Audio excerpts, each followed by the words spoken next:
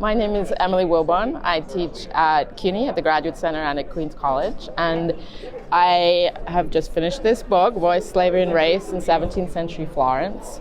I have pretty much worked exclusively on 17th century Italy, but on questions of identity and performance and representation, and particularly theatrical sound. I had worked on racial representation before in 17th century music, but I have an article on it, and I'd done a very little bit of work on it. One of the things that I'd noticed when I was working on it, and that came out of my dissertation work, so like 20 years ago now, that there was very, very little about Black people in Italy, but about race in Italy in general, and yet there are so many theatrical characters from this period that are described as being a Black slave or a Black servant, and I wanted to know to what extent those people actually existed in society in Italy at the time, and to what extent they were just complete fabrications. And so I went to the archive, and I thought I would find like crumbs of information, and actually what I found was an enormous amount of information, references to enslaved people, to Black people, to Muslim people living in Italy, in Florence in particular, mostly under conditions of enslavement, but also some manumitted and some free people.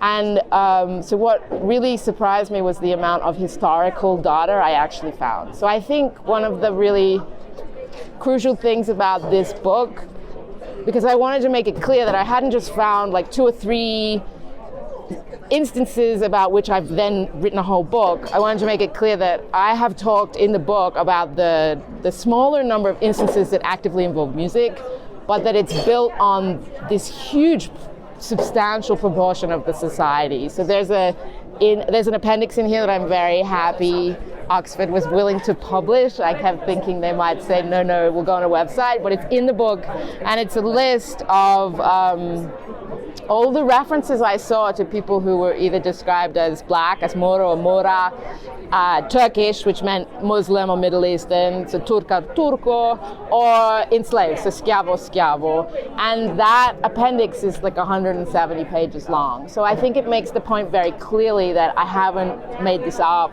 but that there's a lot more work that can be done, and other people can use this as a starting point to then go into the archive and bring forth like more information, because this is a part of the history that's been really missing, both in Italian studies and in musicology in general, to really understand what was going on in this early modern period.